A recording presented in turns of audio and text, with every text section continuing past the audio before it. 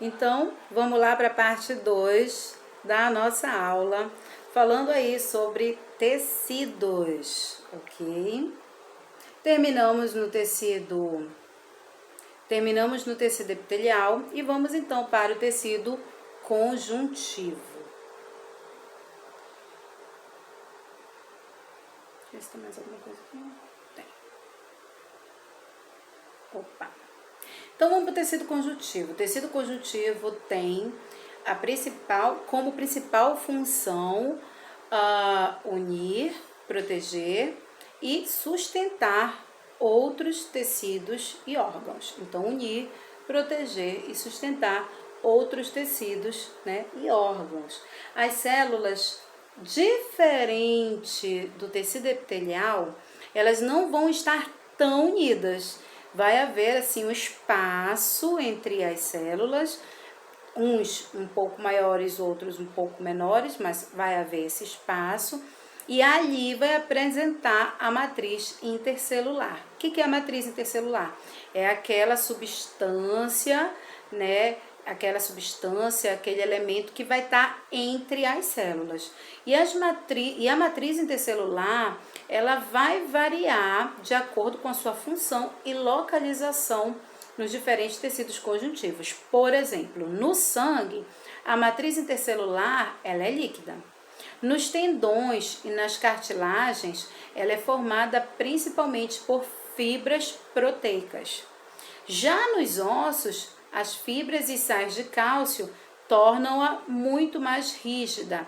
No caso do tecido conjuntivo propriamente dito, né, que tem o frouxo e o denso que você está lendo aqui do lado, essa matriz aí a gente vai estar falando do colágeno, então é uma matriz mais gelatinosa. Então depende muito do material e do tipo de tecido que você e do órgão também que você vai estar trabalhando, ok? Então olha lá, as células elas não estão apresentadas tão unidas assim, então a gente vai perceber com mais facilidade a matriz intercelular, que é essa substância, esses elementos que estão entre as células. E a gente tem um tipo de tecido conjuntivo, que é o tecido conjuntivo propriamente dito. E esse tecido conjuntivo, a matriz que fica entre eles, ela é gelatinosa, como eu falei ainda há pouco. E ela pode ser classificada, esse tecido pode ser classificado de duas formas. Ou tecido conjuntivo frouxo, onde há mais células e pouca matriz. E o tecido conjuntivo denso, onde eu tenho mais matriz do que células, ok? Então, deixa eu ver se eu tenho um desenho aqui. Tem, olha, nesse desenho a gente está vendo, ó, o tecido epitelial aqui em cima. Notem que ele é mais rosado, é um rosado mais forte do que o de baixo. Por quê? Porque aqui as minhas células elas estão muito próximas das outras. Vamos imaginar que as células são representadas pela cor rosa e o branquinho que você está vendo aqui, vamos imaginar que isso aqui seja o tecido, a matriz intercelular. Então, olha lá, aqui, nesse caso, nós não vamos ter, olha, muita matriz intercelular. Por quê? Porque as células estão muito juntinhas. No tecido conjuntivo frouxo, a gente percebe que elas estão um pouco mais separadas, as células. Por que eu percebo que elas estão um pouco mais separadas? Porque eu consigo ver esse líquido branquinho aqui, esse espaço branquinho que seria a minha matriz intercelular, ok? Então, nota que aqui tem uma quantidade menor do que aqui mais embaixo, ó. Mais embaixo tem uma quantidade maior. Por quê? Da parte branca, da cor branca, tá? Eu só tô pedindo para vocês imaginarem que é o rosa, significa a quantidade de células, e o branquinho deveria ser a matriz intercelular. Então, notem que aqui, ó, tem matriz intercelular, mas é pouca, e aqui eu já tenho mais, né? Tem mais branquinho do que o rosa propriamente dito. E aqui em cima, como as células estão muito unidas, a matriz intercelular é muito pequena aqui, então a gente não consegue perceber, pelo menos nessa foto, ok? Então, no tecido conjuntivo frouxo, eu vou ter mais células e pouca matriz intercelular, e no tecido conjuntivo denso, eu vou ter mais matriz intercelular do que propriamente as células, né? Na verdade, as células vão existir, mas os espaços entre elas vão ser bem maiores, tá? E existem variedades de tecido conjuntivo, como eu falei para vocês. E a gente vai começar falando do tecido cartilaginoso. Deixa eu colocar para cá. Já vai ficar mexendo um pouquinho aqui na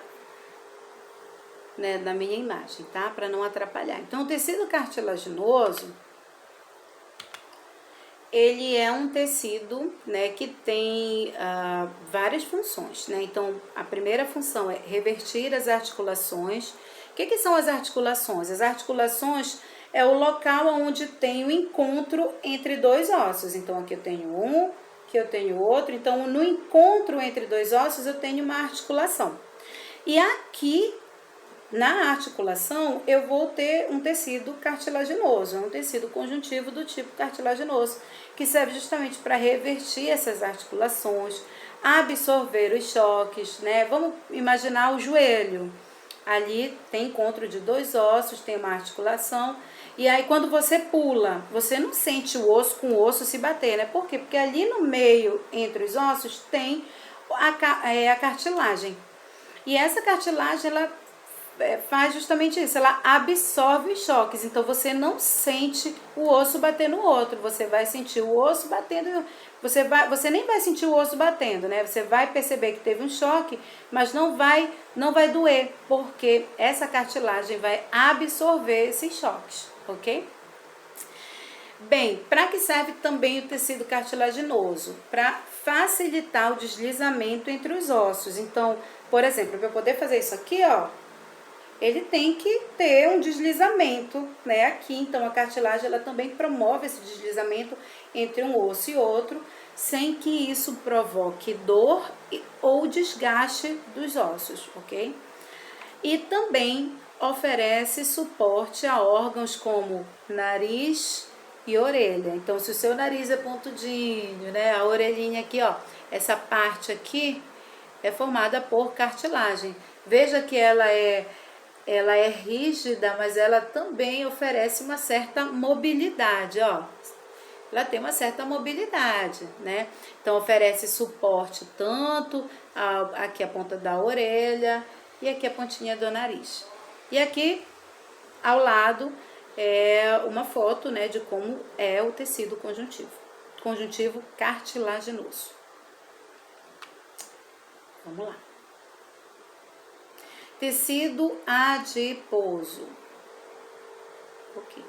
Ele é formado por células denominadas adipócitos ou células adipócitas, especializada em armazenar lipídios. O que é lipídios? Significa gordura. Significa gordura. Tá? Esse tecido fica abaixo da pele e tem a importante função de evitar a perda de calor. Então, por exemplo, né, vamos imaginar o urso polar. Então, o urso polar, embaixo da pele dele, a camada lipídica, ela é muito grossa, justamente para que ele evite perder calor no ambiente que ele está, né, que é muito frio. E essa reserva de gordura dele também serve como reserva energética. Então, às vezes, ele passa, né, um dia, 2 dias sem se alimentar e ele consegue sobreviver e ir caçar ou ir pescar, né, ir atrás do seu alimento, porque ele tem uma certa reserva energética que consegue passar para ele essa energia para que ele possa fazer as suas atividades, ok? Então, ela serve, né, para evitar a perda de calor, ela serve também como reserva de energética, né? Então, tem outros ursos, que não é o caso do urso polar, outros ursos que hibernam, por exemplo. Então, eles comem bastante, eles, né, no verão, né?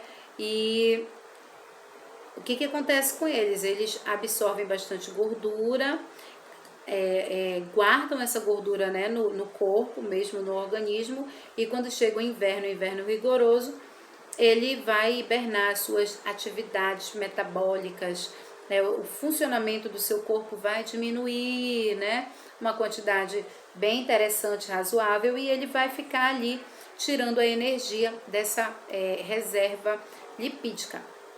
E também oferece proteção contra choques, né? Então, ao pular, ao fazer alguma atividade, né? Também oferece aí essa proteção contra choques. Quando a gente fala em choques, se bateu, pulou, né?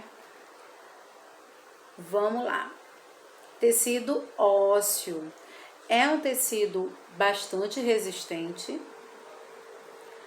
de consistência rígida. Ele pode ser de dois tipos, né? Ele pode ser compacto, onde eu tenho poucas cavidades. Olha aqui o compacto, ele tem cavidade, tem, mas são pouquíssimas se eu comparar com o esponjoso. Olha o esponjoso aqui, ó. O esponjoso, ele tem muito mais cavidade do que o compacto.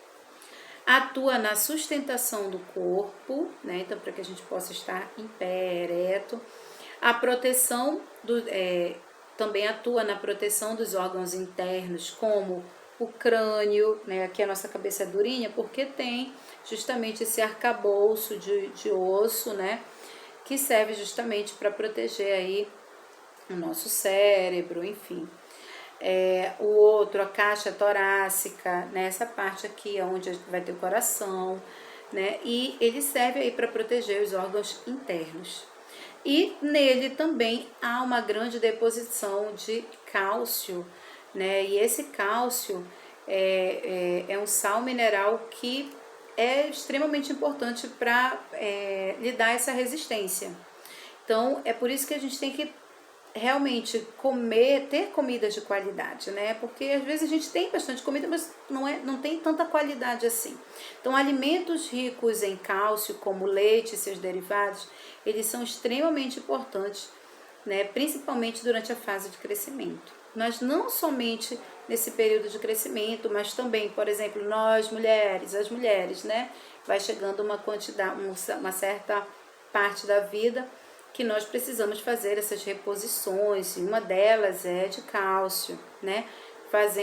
Justamente para prevenir uma doença que nós chamamos de osteoporose, que vai atuar aí nos ossos, vai deixar os ossos mais porosos, logo eles vão ficar mais frágeis, ok? Tecido sanguíneo também é um tipo de tecido. Também é um tipo de tecido conjuntivo. Quero diminuir. É um tipo de tecido conjuntivo, né? É o único tecido líquido do corpo, né? Ele é responsável pelo transporte de nutrientes e outras substâncias por todo o corpo. Ele é formado por água, sais minerais, proteínas e células. O nosso tecido sanguíneo, né, o tecido sanguíneo, ele é dividido em plasma. O que é o plasma? O plasma é a parte líquida, né, do tecido sanguíneo, tá? Ele também é formado por hemácias, que são os glóbulos vermelhos ou eritrócitos, tá? Os glóbulos vermelhos ou as hemácias, eles são responsáveis pelo transporte de gases respiratórios como o oxigênio. Os leucócitos ou glóbulos brancos, eles são responsáveis pela defesa do nosso corpo contra vírus, bactérias, protozoários ou qualquer outra substância que seja estranha. Então ele vai lá e vai lutar, são os soldadinhos do corpo, tá? Vão trabalhar na defesa da nossa imunidade, para aumentar a nossa imunidade. E as plaquetas são fragmentos de células, são pedaços de células. Então, de célula aí a gente tem as hemácias e os leucócitos. As plaquetas não. As plaquetas, elas são pedaços de células.